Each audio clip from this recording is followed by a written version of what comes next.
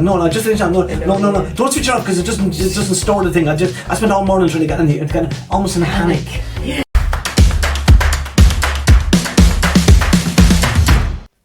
Is gaming negatively impacting our lives and indeed the lives of our children? We are the happy headers, and I think it is impacting. Now, whether you say it's negative or whether it's positive, it's probably a little bit of both. That's the question, It definitely has an effect on our mental health. Yes, both positive and negative though, I would say. Yeah. I say, like for children nowadays as well, I mean, it was okay for you and me, Paul, because we were out running through the fields and we were, problem solving and managing to not get the head ourselves. And things like that. All that sort of crack, like.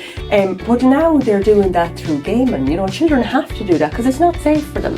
I think as a generation, we've become intensely aware of the fact that children are not safe out in the world, by themselves anymore. But we've made them not safe. And I read something recently where I was talking. It was a guy who was talking about mammals. Yeah. And he was saying like young, like foxes or badgers or squirrels, and they'll learn a huge amount through playing games with each other, tossing, throwing, fighting, that kind of thing. Yeah. And he said that human beings are mammals, and we missed out on this.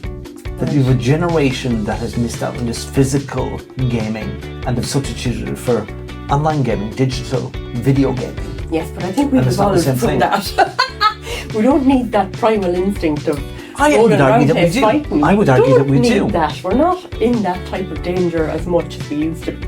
Like, you're not allowed to fight at school now, for example. Ah, damn. Do you know? There's anything I was good at in school. If I got an A in fighting, that would be good. God. Anyway. I'd even go back and repeat the exam. James. Just for the crack. But you see, the thing with gaming, I realise too that when I'm working with somebody, I'll ask them like what their hobbies are interesting. Yeah. And I was kind of pleasantly surprised, if not a bit shocked, that some adult men now, men in their 40s, would list gaming as a hobby, as an activity. Yeah. I was thinking, all right, I suppose when they were kids back in the 90s, and when gaming was kind of taking off, and it is a bona fide part of their hobbies and activities now. I mean, when I worked in Google, that was, listed as a downtime activity for the agents that we worked with. They always said they encourage you to go game for an hour or half an hour to relax, and take their mind off the content review or whatever it was they were doing, in their job, just to chill. But as a hypnotherapist, I've a fascination with this. The imagination. Sometimes we don't differentiate between what's real and what's unreal. Oh yeah, this is interesting. And when you watch a film, any of you out there who get totally caught up in film, how many of you have cried watching a film? Yes, now so you know that it's not real, that it's all made up, it's imagined, it's scripted and it's acted out, but it has that effect that you react as if it is real. Yeah. You really get into the feeling of it, Similarly in video games. Yeah. I remember having this conversation with some guy when he was talking about playing these car driving games, and I said, you do know in reality it's different in the car. He said, no, it's driving. And I was with him when he was driving the car, and he couldn't fathom the weight of the car that you don't get in the video games. When you go around the corner, the car will sway. You will sway with the car. The car will naturally want to drift. Yeah. And that wasn't his experience in video. So there was a deficiency in his mind. He thought he knew how to drive, but he didn't actually know what driving was like in reality. Yeah, and I think that's the danger as well, because I was watching a film a couple of years back as well, and the owner jumps into the driver's seat. He's only like 14 or something like that. So it's creating a false reality for children that are watching those films as well. Yeah. He jumped in and she was like, oh, do you know how to drive? And or where did you learn how to drive? A video game. And then similarly, something happened with somebody who learned to fly a helicopter. I learned it in a video game. I'm like, what? No, you didn't. It's not the Matrix. We don't just download the information. Here's an interesting thing I came across recently. He was talking about assassins, people who will go out and it's not like Assassin's Creed. It's not only it's like here in Ireland and Dublin, you'll have gangs, thugs that'll go up and they'll just go and they'll shoot something. Yeah. Most of the time they're tanked up on cocaine. They'll snort cocaine before they go on. But also they found that a lot of them will go online and play video games, shooting video games.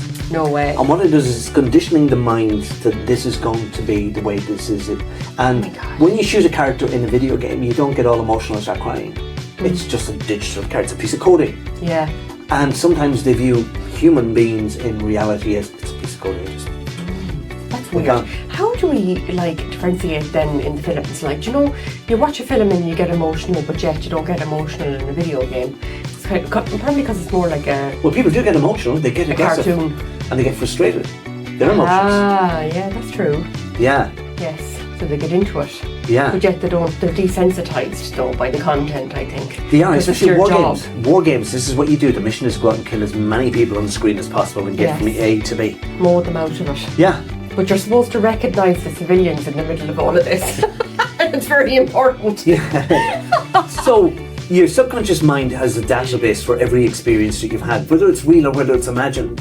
And you know that feeling, you know when you're drunk at 3 o'clock in the morning, you're walking home, you've eaten your chips and most of them down the front of your shirt, your curry chips, and you see a wall and you kind of go, I can jump that wall. Oh.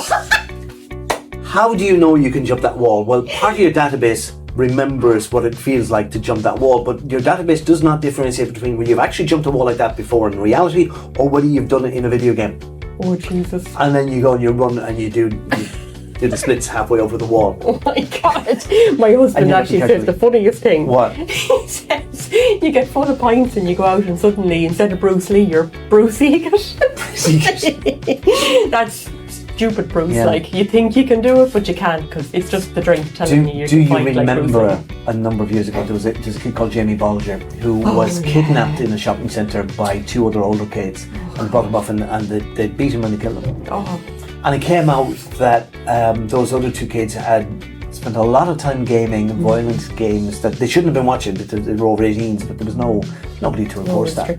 Yeah. So they reckon it had an effect on their brains, on their minds, that they at one level did not see anything particularly wrong with doing what they were doing. God, look, but they were so young as well at the time. Like, I mean, it was just an awful thing to happen. It was terrible. Oh, horrible. Jesus, I'll never forget it. Actually, it was very traumatising still. Yeah. I think we're all vicariously traumatised by that incident, actually. But also with video games, you can get addicted to it. Oh, definitely. And I've seen this with people, with my son when he was small.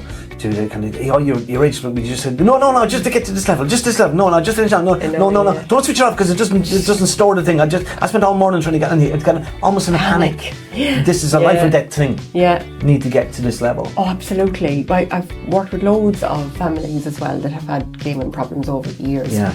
And even to the point where they'll soil themselves as well. Instead of going to the bathroom, they'll wet themselves or they'll soil themselves because they're so engrossed. The game is everything. The game is everything. They're completely invested. But you said something to me earlier on that it kind of thought, oh yeah, we're gamers. We are gamers. Because both of us play a game called Wordscape in the morning. It's crosswords. Obsessed with It's like Scrabble thing. You get these 7 letters and you have to fit them into a grid. Yes. Now, I wouldn't say I'm obsessed, but I just have this, it's a routine that I will play. But if I didn't play it one morning, I wouldn't be upset. I wouldn't feel it missed out. Although I do play solitaire on my phone too. Do you? And my phone will say, this is your 47-day streak. And I go, oh, I played this for 47 days in a row. I never realised that. Wow. To me, it's just passing the time. Yeah. Sometimes I love it at night because it helps me get to sleep. And I feel like I'm learning something as well because sometimes new words will emerge that I haven't learned before. So yeah, well, you look them up because you can look them up in that. Yeah, you can just click on the word and it tells you what the meaning is, and it tells you the adjective and the verb and the so you'd say it's a positive thing. It's not a problem. It's great. Yeah, I love that. Okay. Yeah, it helps because it helps me unwind. You see. Right. But if I play something else that is like Candy Crush and you're on a timer and you're stressed trying to get to the end of it, it's like, that's not good for my heart. I don't like it. The jury is out. Is it good? Is it bad? Yeah. Gaming definitely impacts on your health. Your health. So let us know. Which side of the fence are you on? Is it a positive thing? Is it a negative thing? Comment down below.